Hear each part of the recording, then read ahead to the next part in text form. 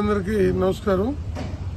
వాయనాడ్ దుర్ఘటన భారతదేశంలో ఉన్న ప్రజలనే కాకుండా యావత్తు ప్రపంచంలో ఉన్నటువంటి వారందరినీ కూడా కదిలించింది.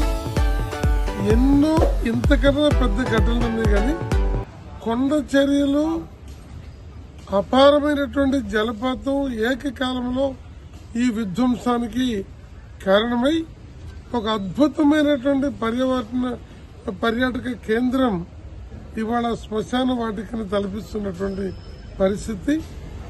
ఇలాంటి దానికి ఇతోధికంగా తోడ్పడాల్సిన మోడీ ప్రభుత్వం దీన్ని కూడా రాజకీయంగా వాడుకోవాలని ప్రయత్నం చేయడం అనేది భారతీయ జనతా పార్టీ యొక్క ఈ రాజకీయ దుర్బలత్వానికి నిదర్శనం. మరి ఈనాడు కేరళ సర్కార్, దేశంలో ఉన్నటువంటి అనేక రాష్ట్ర ప్రభుత్వాలు, సినీ రంగ ప్రముఖులు, వ్యాపార సంస్థలు అందరూ కూడా సహాయపడటానికి సిద్ధంగా ఉన్నారు. అలాంటి సహాయపడటానికి సిద్ధంగా ఉన్న వాళ్ళకి సిపిఐ ఆంధ్రప్రదేశ్ కమిటీ ఒక సాధనంగా ఉపయోగపడి వాటిని సమీకరించి ఈరోజు అక్కడికి పంపే ప్రయత్నం చేస్తున్నాం.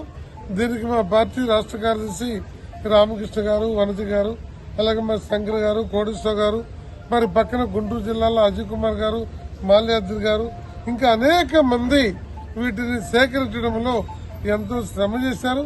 మరి ఈ సందర్భంగా మా రాష్ట్ర కార్యదర్శి వర్గ సభ్యులు ఈశ్వరి గారు వీరందరం కూడా మరి ఈరోజు వీటిని వాయనాడుకి పంపిస్తున్నాం. మా విద్యార్థి నాయకులు వీటిని తీసుకుని వెళ్తున్నారు.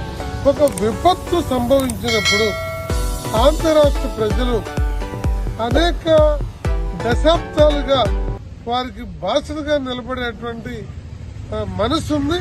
అలాంటి మనసున్నటువంటి వారందరూ కూడా మరి భవిష్యత్తులో కూడా వారికి అవసరమైనటువంటి వాటిని కేరళ సీఎం రిలీఫ్ కానీ కూడా పంపండి. మంగళగిరిలో కూడా చేనేతలో ఉన్నటువంటి ఈ హ్యాండ్లూమ్స్ వాళ్ళందరూ చాలా ఉదారంగా దీనికి శారీస్ అది కూడా పంపించారు.